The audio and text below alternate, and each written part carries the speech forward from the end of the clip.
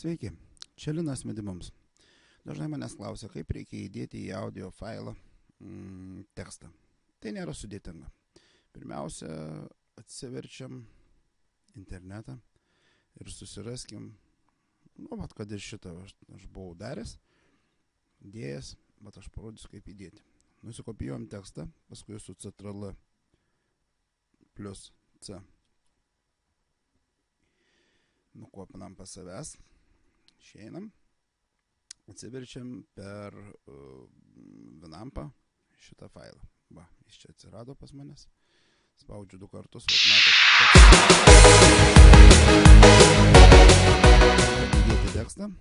tam, kad įdėti tekstą, einame čia ir spusteliam ant šios knopkutės. Atsivertė Lyrics editoriaus darbinis failas. Beje, pridursiu.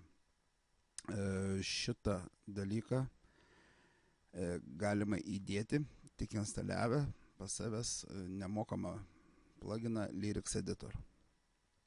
Ir jeigu jūs teisingus nusistatymus pasidarysit per Winampą, jūs ir matysite tą tekstą. Taip, mes nusikopijavom tekstą, toliau spaudžiam Ctrl plus V ir tekstas atsiranda čia. Kas man nereikalinga, aš tiesiog paimu nutrinu. Čia yra didelis tarpas, aš gal parašysiu įžanga.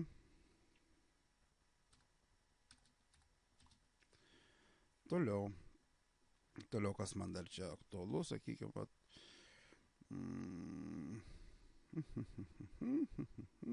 čia galima pasirašyti tonaciją, koksai greitis kūrinio, jeigu jūs naudosit arpedžiatorių ar dar kažką, tai kad jums būtų patogu. Ir viskas. Toliau, tam, kad pradėti fiksuoti laiką, pasimam tiesiog spaudžiam Click Timeline. Va, čia nusispaudėm. Ir toliau pasileidžiam Play ir ties kiekviena eilutė, kur mums reikalinga, sakykime, dainuoti, kad pradėtų rodyti tekstą, spustelėsim su kairiu pelytės mygtuku. Taip, važiuojam.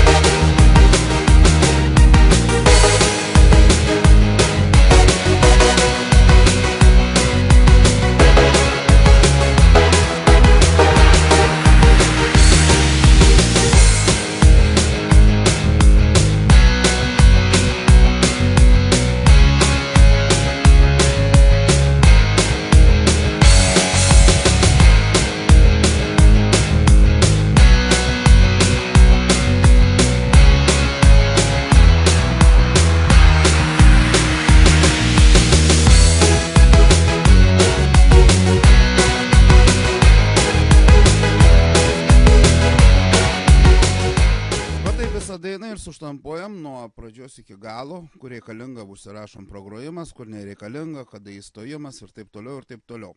Pabaigę visą šitą procedūrą, spaudžiame Save ir išeiname. Norint pasižiūrėti, kaip visą tai veikia, vėlgi spaudžiame ant tos pačios dainos. Aš čia ne visą sužinėjau,